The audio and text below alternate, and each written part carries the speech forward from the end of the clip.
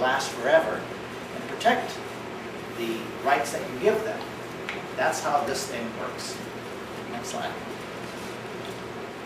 So, permanently restricts the intensity or use of development. Again, you have tremendous flexibility here when you're negotiating this with the land trust in terms of what you want to keep, what you want to give up, what you want to specify, what you want to hold, maybe pending, certain future events.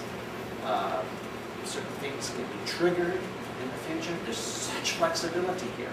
And many people don't understand their options when they enter this negotiation.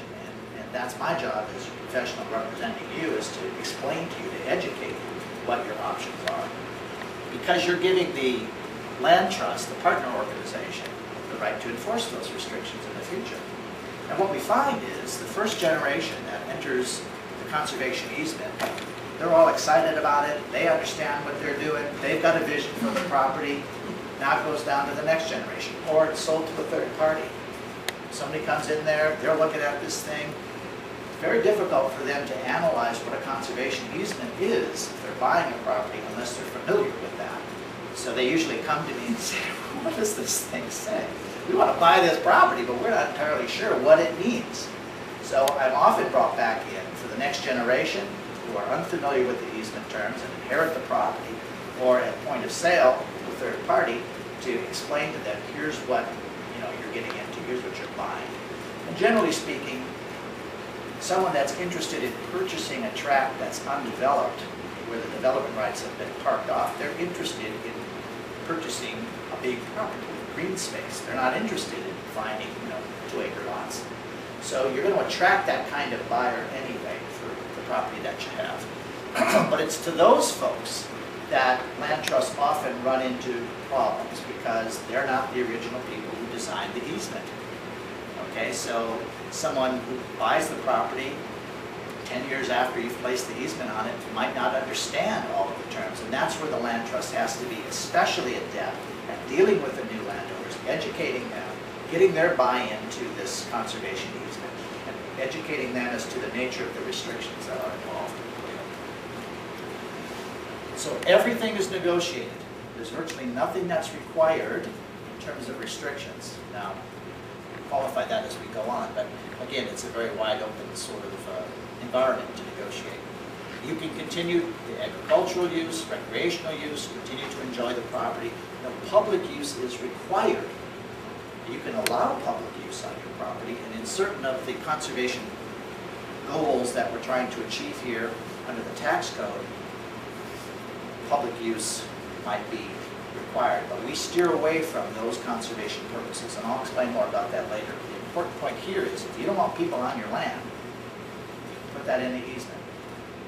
If you want to allow future owners the right to do that, you can also allow future owners to make that decision. Okay, next slide. So who should consider these? These are bullet points that are going to pop up as you go through those, so go ahead. People who desire to preserve the land or keep it in the family. And I deal with a lot of, I would call them heritage ranch families. People who've been on the land for many generations. Their desire is to make sure that that legacy goes further and further through time. And they understand the economic difficulties that are associated with owning land in Texas, property taxes especially. This is their concern about increasing ownership costs. And they're looking for ways to monetize the value that's locked in the land, that is the development potential, that they're not going to use anyway. Okay?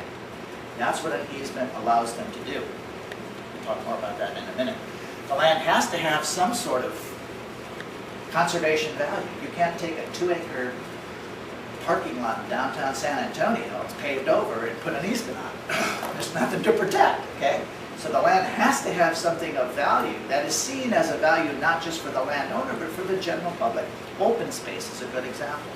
Or maybe you have some riparian feature, or aquifer protection. There's all different reasons that we can plug into here to find those conservation values.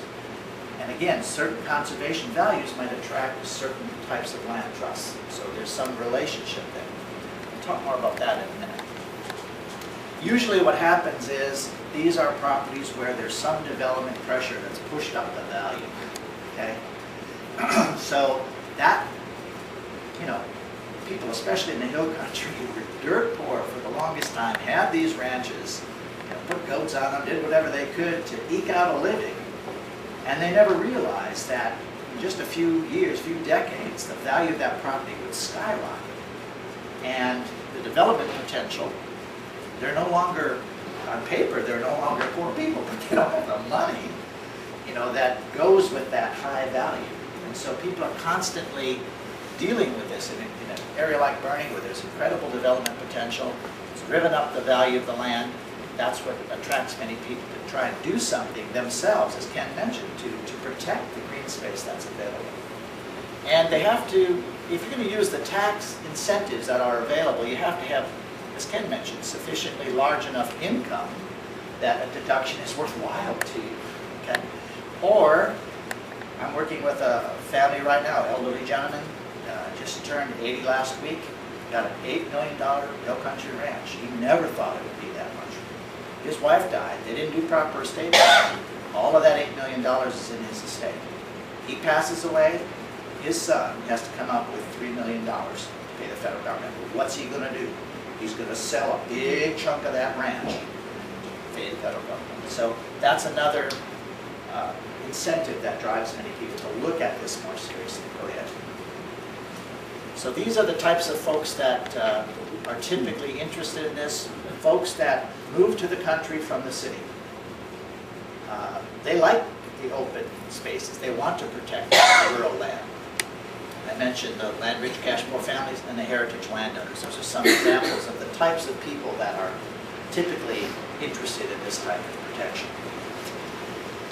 All right, let's talk about the financial benefits. It is possible in certain circumstances, this is rare in Texas, to sell a conservation easement, or at least maybe sell a portion of the value of the conservation easement and donate the rest. Okay? I'm working on a transaction now just outside of Austin, in Hayes County. The county's put up some money, the city of Austin has put up some money, the federal government has put up some money to purchase an easement.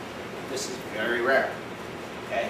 Don't think that you can somehow turn this into cash in your jeans right away. It might come in terms of, as Ken mentioned, the tax consequence, the tax benefits. But in certain circumstances, especially in the last year or so, there is more money that's coming on stream, and sometimes part of my job is to, if you want to explore those things, generally that takes longer. It's more expensive initially to do some sort of sale or a bargain sale, but it is possible. We'll talk more about that in a minute.